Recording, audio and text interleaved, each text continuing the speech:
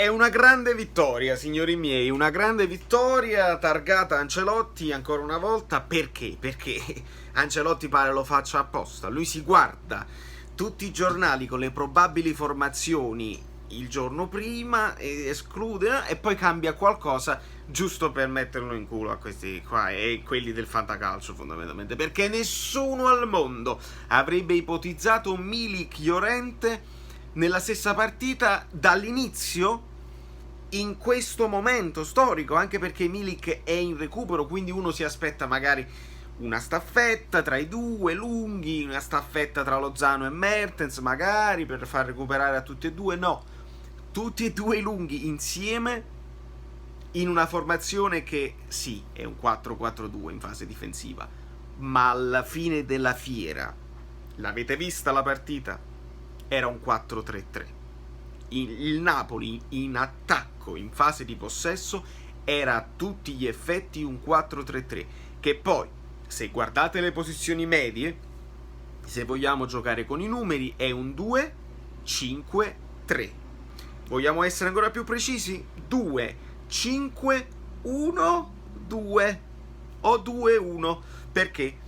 Perché abbiamo Maksimovic, Koulibaly bloccati, i due terzini tutti e due altissimi all'altezza dei centrocampisti. I centrocampisti erano Elmas, Zielinski e Fabian, praticamente Elmas mezzala, Fabian mezzala e Zielinski centrale, regista.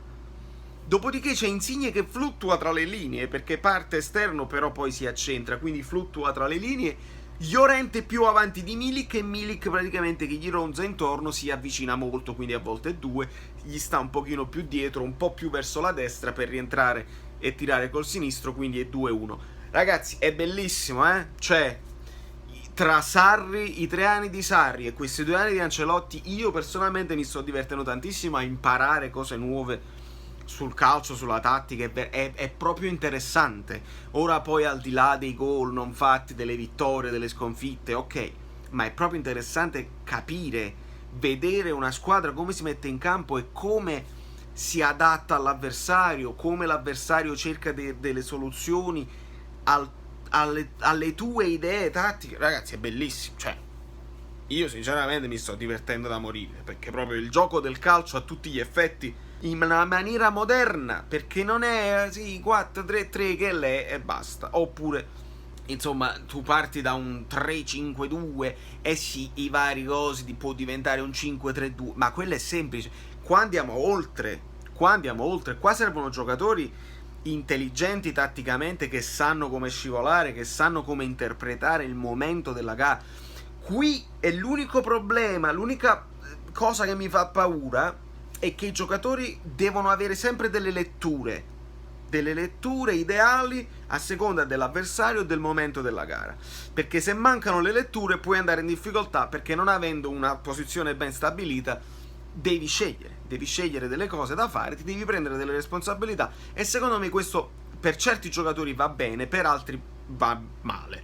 Per esempio, giocatori come Yusai, ne abbiamo sempre parlato, se gli dai un compitino specifico, passaggio sempre rasoterra a quello più vicino, fai il movimento, guarda al biol, sali, se gli dai delle cose semplici è capace che il compito lo fa pure bene, 6, 6,5, 6 meno, 5,5 al secondo. Ma se deve fare delle letture, Yusai va in difficoltà, ed è per questo che poi sparisce dai radar e doveva essere ceduto. Fondamentalmente questo è. Mario Rui ha fatto il partitone della vita, va bene, non esaltiamoci troppo, perché capace che ne farà un'altra partita e farà degli errori. Cerchiamo di non essere schizofrenici, Io ho dichiarato Llorente un chiovo, continuo a dichiararlo un chiovo, ma perché intendo il pavolettone, cioè uno che si muove, pare sempre un po' scordinato, che insomma è macchinoso quando si muove. Però ragazzi, io quello che ho detto all'inizio, le caratteristiche di Llorente ci servivano. Uno che sa difendere palla, che ha presenza in area di rigore, quindi fa reparto anche da solo, ha un colpo di testa straordinario, e con i piedi chi l'ha detto? Ma chi l'ha detto che non sa giocare con i piedi Llorente? Chi l'ha detto è un pazzo, perché Ancelotti pure l'ha stabilito e oggi l'ha dimostrato. Primo gol, rapina di sinistro, secondo gol, rapina di destro. Il calcio di rigore è su un suo colpo di testa, dove tu sei costretto a fare muro con le braccia larghe. Ragazzi, questo è uno e poi la veteranità, l'esperienza di uno che ne ha viste di ogni, che ha giocato in tutti i campionati, che sa veramente, che ha chilometri sulle spalle. Importantissimo. E questo è capace pure che farà crescere Milik. Sentite come ve lo dico, questo è capace pure che fa crescere. Se Milik è intelligente, vede un pochino i movimenti, capisce qualcosa in più, come difendere il pallone, eccetera eccetera, e anche come rientrare meno, perché io adoro il fatto che Milik accompagni l'azione, scenda molto, faccia quasi il falso 9 ogni tanto, nel senso che falso 9 inteso come il fatto che scende molto per aiutare la squadra, alla Firmino, perché se vedete le posizioni medie del Liverpool, Salah e Mané sono più alti di Firmino sta più dietro, quindi ma Firmino non è la punta centrale, è quasi un trequartista. Se Milik impara che a volte devi stare là invece di rientrare, è capace che ti stanchi di meno, sei più lucido sotto porta, e quando la devi mettere dentro la metti dentro. Llorente sta facendo i gol facili che Milik non faceva. Questo è, Milik ha fatto dei gol straordinari, calci di punizione, tiri nel set da centrocampo, straordinario. La tecnica di Milik non si mette in discussione, devi fare però pure i gol facili. Il colpo di petto da solo davanti al portiere contro il Barcellona io me lo ricorderò sempre, perché è un fatto di mentalità. Allora speriamo che Milik impari da Llorente, che Lozano, perché Lozano pure ha avuto un ottimo impatto, ragazzi. Lozano ha il controllo orientato di Zielinski, guardate le azioni, non guardate solamente la finalizzazione, guardate le azioni che non vanno a buon fine. Lozano riceve dei palloni sporchi e li pulisce come Insigne, e c'ha un controllo orientato che ti fa fuori il primo intervento del difensore, quindi guadagna un tempo di gioco. Lozano mi piace tantissimo, tantissimo, ed è un pizzico di egoismo che non guasta, perché sei comunque attaccante. Bene, benissimo.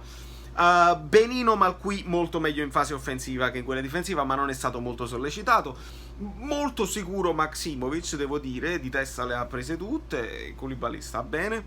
Ospina, grande parata, follia generale dopo la parata, si pensava essere un libro vecchio stile, ha battuto tutti senza una vera motivazione, ma credo che sul palo che poi ha preso il Lecce la tocchi dopo anche una leggera deviazione di un difensore, quindi grande reazione. Ed è bene che il secondo portiere stia sempre sui carboni ardenti, pronto per giocare. Io il fatto del turnover col portiere non mi piace, ma Ancelotti lo sa fare, bisogna essere onesti, e l'anno scorso ha funzionato e funzionerà probabilmente anche quest'anno, meno esasperato, ma funzionerà. Ghoulam, ancora, vabbè, perché noi da Ghoulam ci aspettiamo quell'esploit, hai capito, del Ghoulam di 2 anni fa, ma purtroppo ci vuole ancora tempo, non lo so se tornerà mai. Però intanto il secondo gol di Llorente parte da un cross suo, lui era là, ha spinto bene, il cross suo era preciso su Insigne che ha tirato, ribattuto del portiere. Va bene, va bene. Elmas, bene, Elmas è un ottimo centrale, e tra lui e Allan secondo me stiamo a posto. Zielinski come regista, sì, magari tu perdi le accelerazioni, perdi gli strappi, ma ripeto, il controllo orientato che ha Zielinski non ce l'ha nessuno in Italia, quindi gli arriva il pallone, primo controllo, guadagna un tempo di gioco, lo adoro, ed è ambidestro, ed è per questo che secondo me Ancelotti preferisce lui a Fabian Ruiz in fase di regia, perché Fabian Ruiz purtroppo è tutto mancino.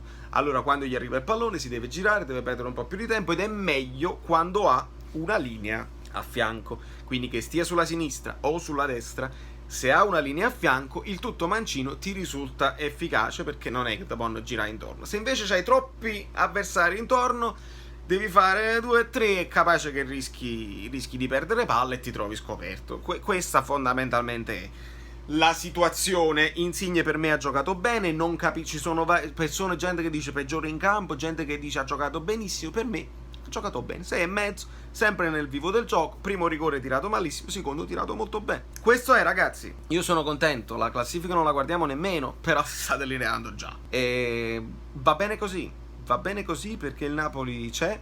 Il Napoli ha segnato 15 gol in 5 partite, ha cominciato a blindare anche la difesa, perché Koulibaly sta salendo, sta crescendo, e quindi questo è un aspetto positivo, al di là di chi gli sta intorno, perché Koulibaly non lo sostituisci, voglio sia chiaro. E va bene così, andiamo con calma e cerchiamo di fare filotto, perché queste sono le partite che dobbiamo vincere. L'Inter lo ha fatto, non ci lamentiamo che ha affrontato tutte piccole squadre, le devi battere e in un modo o nell'altro le ha battute. Tra le piccole squadre includo anche il Milan, ovviamente.